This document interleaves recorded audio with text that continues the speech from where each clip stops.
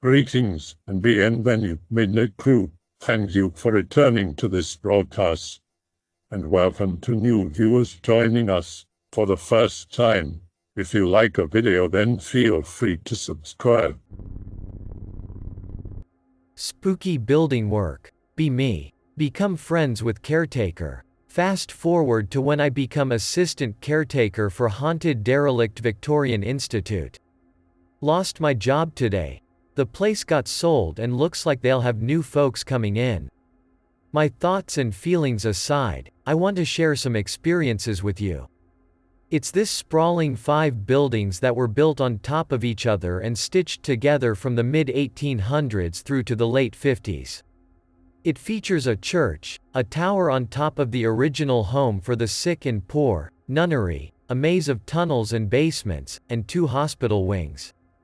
Imagine a cross between Session 9, Denver Asylum and the Winchester Mansions planning on a smaller scale, and that's where I've spent the last few years. I didn't really believe in hauntings before this. I used to go ghost hunting when I was in my 20s, but it was all the usual spooking yourself and friends stuff and made me pretty skeptical. This place turned that around. I'd not gone there looking for ghosts, so what I've experienced I've tried to rationally explain to myself and often come up short. Been on X for a long time, and want to give back when I can. I last posted here around Halloween last year with some folks might remember. Happy to answer any questions, but I'm not supposed to confirm where it is for safety reasons. It's an asbestos-filled death trap. Some of the pictures I'll share were taken in areas that simply don't exist anymore due to decay. It's not too hard to work out where it is, but don't want to give myself away either. So, if you're interested, here's what happened of note. Historical, anecdotal and paranormal. New caretaker, we'll call John, is in the courtyard one day I walk by. Get talking, he's big on the history of the places he works. Ask if I can come back with a camera just for the courtyard. He's cool with it. Eventually it becomes mutually beneficial. They need the place documenting, I wanna document. Get to see more and more of the place and leave to my own devices. Low light photography can get boring to watch. Big ass old school boiler in the first basement. What's asbestos? JPEG. Seriously though, I wasn't licking the walls or anything, but it's nasty business. Didn't wanna touch much of anything to disturb it down there. Someone broke in a few months back and tried smashing the boiler up. Glad I'm not them. Doing long exposures. Only light is from a trapdoor above a curved brick staircase that comes out on a private street inside the complex. Keep hearing this banging from all up in the building. This would have been built in the early 1930s. Eventually go up to find John, thinking he's still stripping out old furniture. Nope, he's sunning himself in the yard. Ask what's up, he's not been doing anything. Tells me about how when he's doing night checks the doors would slam themselves shut behind him as he came down the central stairs. Figures the ghosts are restless at my recent intrusions to their building. Figure it's a massive building with a lot of airflow. Those doors are heavy and mostly swollen shut from water and decay though, so it was a little weird. Get to asking John about if he thinks there's ghosts here. When starting up watching the place, the nights became busy, he said. Would be sat in a security box trying to chill and the place would suddenly feel noisy. Go outside into the courtyard and constantly feel like being bumped into or brushed up against. Eventually got sick of it after a few nights and just plainly walked in and told them he's here to take care of the building. Left him alone after that. Make sure to say hi whenever I visit just in case. The place is pretty relaxing to be in. Except for a couple of places you feel you shouldn't linger. The place is like its own little world. When you cross the threshold all the sound of the town around pretty much completely disappears. Have spotted friends looking to visit and shouted to them from windows or the front gate. Just for them to not hear me and I have to go out and meet them. Temperature drops past the gates, though it's very self-contained to probably just doesn't catch the sun well. Real calm vibes by and large. Got a small ecosystem going. Usual little birds, plus a few hundred pigeons there for generations. 2 cats, at least 1 bird of prey, an owl and several bats. Rats seem to have moved on after the first year. Not really any bugs. Always figured the birds kept them under control too well. But one night I was mooching about the Victorian entrance hall and suddenly 8 p.m. rolls by and the place came alive with things crawling the walls and floors everywhere. Spiders, beetles, black wormy things with legs. Just that one night, out of the blue. Just quirks of the place, really. John tells me about how one time he and another maintenance guy are chilling after opening the core, the original front door to the 1800s Institute, door for the first time in years. Out wanders 2 people arm in arm. Middle to later aged, totally nonplussed to the shocked, angry site workers. Bit outdated clothes, woman's in a big dress. Maybe 80s to 90s clothing, he said. You aren't meant to be here. We know. They walk straight out the open gates, up the road, never to be seen again. Tells me he figures someone was just waiting to be shown the way out, or collected. Final part of this place's life was a nursing home. Alrighty, then. No police, no phones. Signal inside is patchy at best. On most of our phones all signals and Wi-Fi drops to 0 the second you cross the gates and immediately comes back if you just stick your arm out. Had to call the police one night due to a credible threat to safety from outside, and that's what I'm told to do. Was on an annex with a collapsed roof, used to be a glass ceiling, like a greenhouse but a corridor. Made the mistake of walking inside the building whilst on the call. Signal immediately cuts out. Does this pretty much anywhere you walk inside, no matter what era the build. No services are allowed entrance to this place, anyway. We were told, politely but firmly, no emergency services insurance would cover it when the current owner took over. They will turn up if we catch people, in the sense it's harder to get out than it is to get in and we have to go in and escort them back out. Some refuse to come out cause they're fucking about live streaming and want to seem a hero, so official backups needed. They just won't go past the courtyard. If there's an accident, tough. Be me. Be inside a tesseract. It took me a while to learn to navigate the place. Hospitals and things are a maze of corridors at the best of times. But this one's got walls and floors missing on top of being built over nearly 2 centuries. Blueprints don't mean much here anymore. Asbestos inspectors watch in horror as we cross out entire areas and draw new ones into their maps. Recently found a staircase behind a wall in the 1800s basements that goes up nor down to anything. We just noticed the brickwork wasn't right. Modern cinder block crap. And whoever did it in a hurry cause they left everything, bricks, big bags of plaster, to solidify in front of the new wall. No idea. Someone smashed through a bathroom in the 30s building and you can see a Victorian external window a meter opposite, behind where the toilet tank used to be, sealed up in a vertical passage straight down. Can't work out which room the window should be in, it might have collapsed though. Found some other areas we wanted to break into just a few days ago. Won't be able to now, sadly. That's all probably got reasonable explanations though. It isn't actually moving around or anything, collapsing, but not relocating walls. Like I say, when electricity was introduced they could just cover a lot of things and not care. Kinda shitty though. Time does fuck with you though. John summed it up. You ever notice? You leave something here it becomes old? Like you put a pen down now. Come back in a day or so and it's like it's been here for 50 years. Hard to explain, but he's right. It's like if time was moss. The building envelopes anything that stands around too long and it catches up quickly to the rest of the place.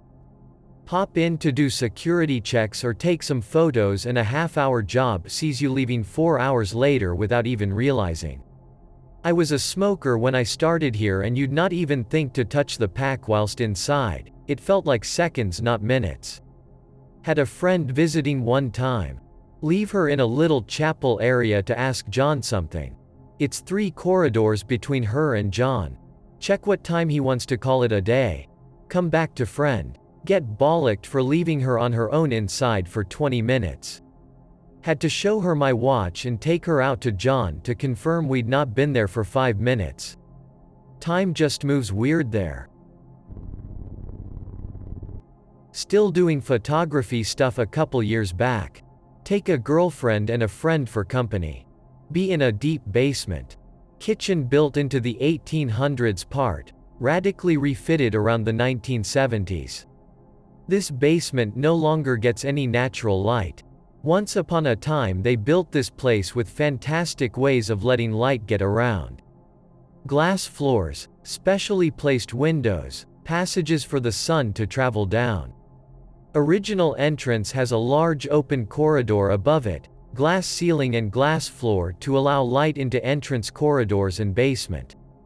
Basement then had large doors to help spread illumination into small rooms. What wasn't built through by the 70s after electrics installed has mostly been smashed now. This basement is accessed through a corridor in the center of the 1800s complex, and 2 long underground tunnels leading off under the far side. Behind this building, up top, are just the gardens which are walled off and a massive embankment, hill that eventually trails off elsewhere. Don't like this area. This is one of the places you always feel off in. John later said the same. It's this long pitch black tunnel straight beneath the original 1800s build for the asylum that started it all.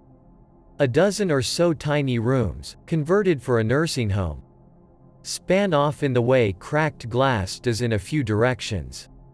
Once I left a torch down here and nipped back to get it. Knew my way easily, didn't need another one with me. Got face to face with that darkness and just locked up. Had to go back up and get a torch. This place fully has that see your breath always cold, blood turns to ice, cold sweat vibe going on. The kitchen is on the right. You'd be under the courtyard now. Girlfriend and female friend are faffing about in the kitchen with a torch. Find a giant walk-in freezer, collapsed in on itself in a small room behind kitchens. Neat. Tripod, long exposure, small lights at the time. Hear some little giggle come from out in the halls. Maybe my friend got my girlfriend? Don't care, spooky freezer is happening. Friends and girlfriend have wandered in to watch what I'm up to now. Turns out they'd just been more or less standing waiting around. Am just finishing up, when I hear the giggle of a little girl from the kitchen, hall direction again. Bolt upright, girlfriend and friend are staring back at me just as alarmed. We heard that too. Turns out most men down there get a real uneasy feeling, but most women feel nothing about the place. There's genuinely no way for outside sound to have traveled in, even if you're up in the courtyard. Popular theory is some guy did something bad behind the scenes in a Victorian Catholic home for the poor kids. Go figure. Starting to get to the more unusual stuff now, so I'll carry on. Starting to move into being there to help secure the place. Have been getting pretty attached to it, and it's more or less on my doorstep anyway. Don't let on till I know John better that I'd started having dreams about the place. Kept having one about needing to be there, and the front door behind the gates being open like a void, asking me to come in. When I did, he just kind of nodded like, maybe I'm not the only one. You get a bit possessive of the place after putting in so much work. Turn up one morning to help fix up the place a bit. John's already there looking annoyed. We've got someone inside. 10 a.m. is a bit early for the usual tourists breaking in. Get a description. This window over Church Hall, teens or early 20s. Black hair in a ponytail, plain and pale looking. I didn't say anything when asked to come out. Back then, before things went to shit. John makes it clear he just wants you out safely, and if you do there's no further said. She just nopes back into the room apparently. Scour the place for a while. In the room she looked out of. Floor is covered in broken glass, bottles, thatch and plaster from the ceiling. Crunch noises. John says he didn't hear which way she went. Like no noise at all. Odd. Never find her. Seal everything back up, lock up. Still sealed next day. Month or so later. Chatting with some old ladies at the top of the road leading to the gates. Oh, we see you guys. It's so nice something's getting done with the place. Is it just you two guys and the girl? You what? Oh, we see her some nights looking out that window. Same damn window. Same description of her. About a year later. Locking up for the end of my shift. Winter nights. Find myself surrounded by a group of angry teens I'd kicked out recently.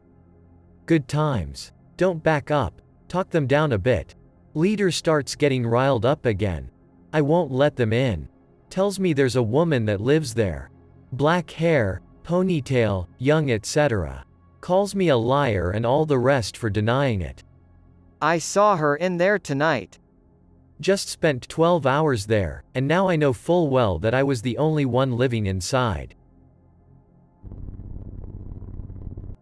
No, keep going, please. Love this sort of stuff. Where I live is small and isolated. There's nothing like this to do here. Believe me, I'm gonna miss working at this place.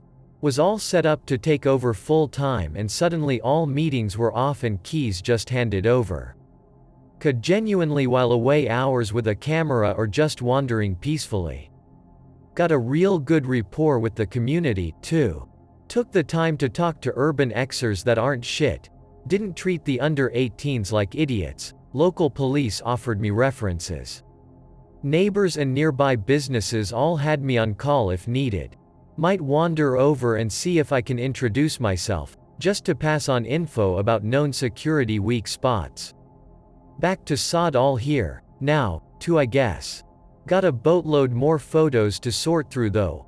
Hope they're helping show the place off nicely. Any idea what this young woman was wearing? Modern clothes? Old clothes? Hospital garb? Sadly no. I'll see if I can find a photo of the window she's known for looking out of. It'd be hard to see much below the shoulders from most angles. The angry teens insisted it was a woman in white. Completely unironically, no, this is a classic ghost story. As I mentioned, the leader was getting pretty angry with me for denying it. John calls her the nun, but he uses that as a bit of a catch-all given the place's history. I hope she's still about though. The door slamming thing stopped about a year ago. I've heard it said that if a place changes too much the whatever it is may dissipate or move on, and sadly the buildings are deteriorating rapidly due to damage and weather. Found a photo off my film camera, so low quality sorry. Got plenty of shots to sift through, but in the last 2 months there's been more or less 8 a.m. to midnight some shifts so I've been too tired to catch up sorting them out properly. So this window is in a small room behind the gallery in the chapel, left. It would have connected to the bell tower, but the floor's out, right. No access up, the bell took all the ladders out years before we came on board. It's possible to avoid falling through the floor, we think, and go right, but you just end up in the Victorian core and that was easy to search back then. Going left just puts you in front of us coming in. There is roof access from that small room, but if you made it across safely we'd hear it. The Great Soiling. Here's an odd one. Turn up one day. The ground floor ward is full of junk. Notice in the corner some soil has appeared. No plant pots or anything, just this wiggly line of soil. Like if you filled a giant icing bag with soil and drew some shitty birds like M shapes. Okie dokie. Later on I am checking out the second floor of the hospital. This was mostly private rooms. Wardrobes, space for a bed, some ensuite bathrooms. Purpose-built in the 30s. More soil. Some go on longer than others, but all in the same pattern.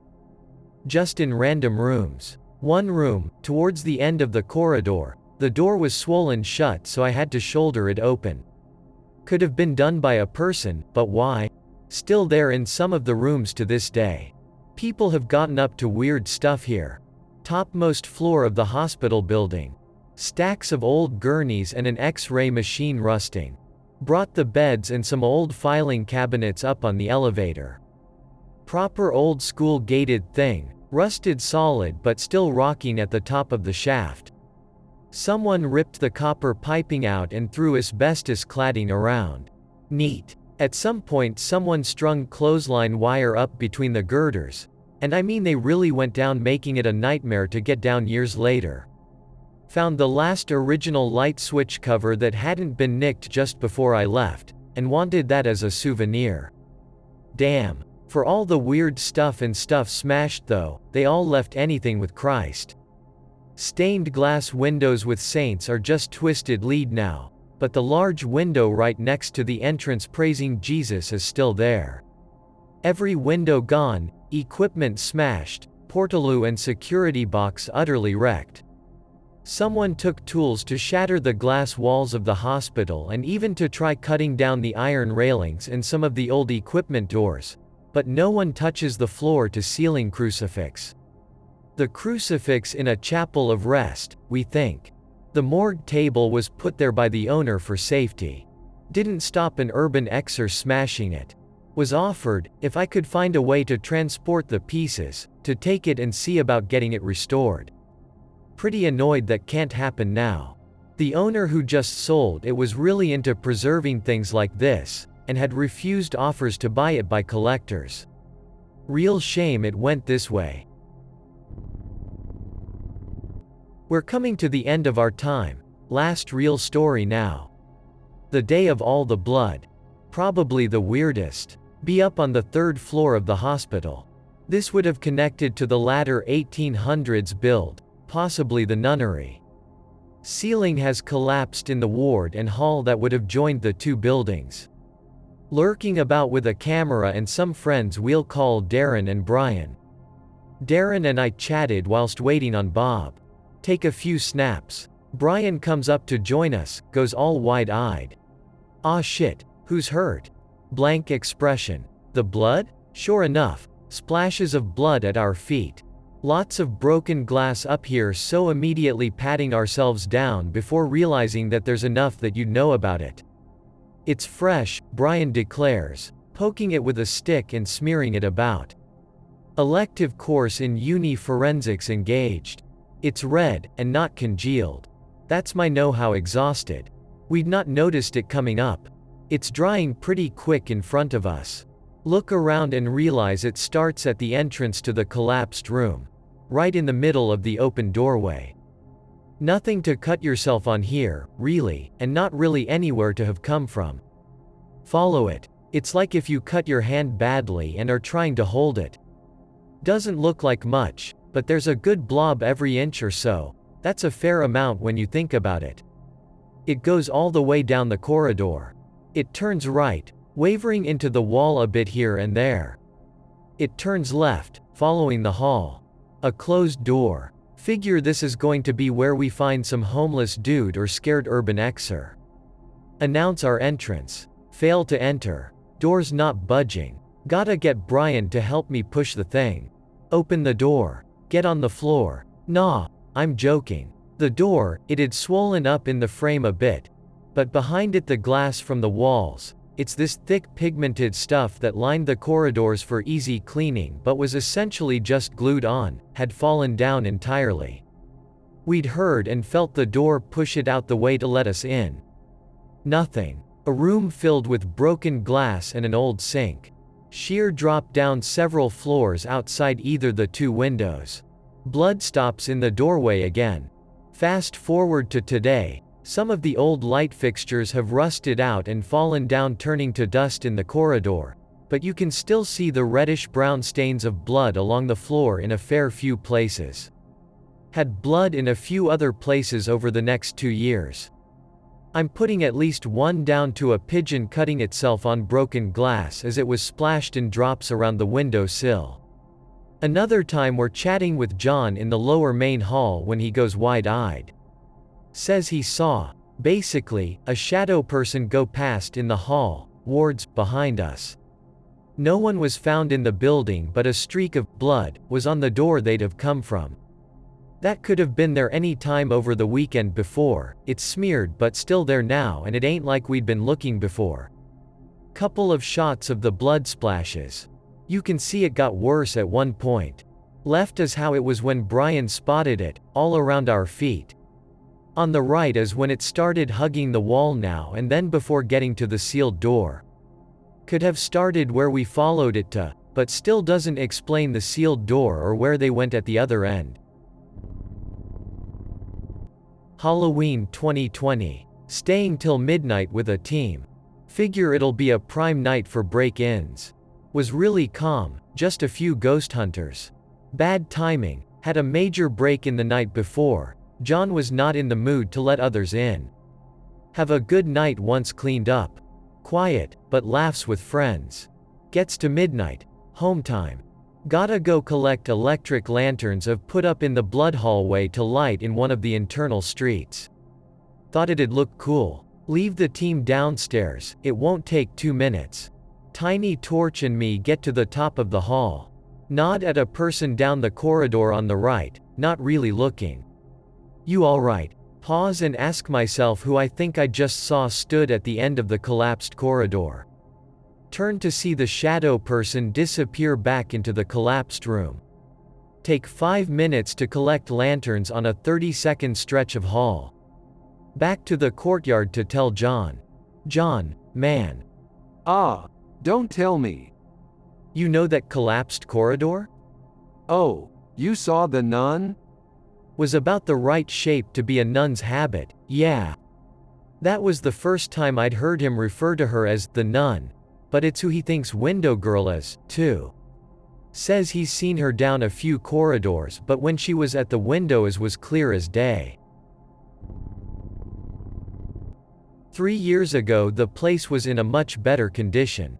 The surgery lights still had their blue glass, the stained glass windows were mostly intact and so much more beside. I'm told in around 2015 the church pews, grandfather clocks, more statues etc. was all still there too. I could talk a lot about that and the situation with urban Xers. In short, I made friends with a lot of urban Xers there and got real impatient with folks using the name to just try getting PayPal donations on their live streams whilst smashing walls open. Because the next thing you get it swarms of tourists and with that the ones that nick lead and copper, or just folks that smash shit for the sake of it. Haven't really been able to do anything urban exploring like since starting there though. Wouldn't look good getting caught on the CV haha. Thank you for the comment on the shots, they've helped get me permission to visit some cool places since. Been invited back to a place that was a 1930s summer camp straight out of a slasher movie. Been once already and folks with me got some proper bad vibes so might do some posts on that sometime, but it won't be as detailed as this got to be. And that's about it. That's the main stuff I can remember anyway. There's always feelings, sounds, that vibe you're being watched or are unwanted at times, along with temperature drops, but that's what it's been like working there.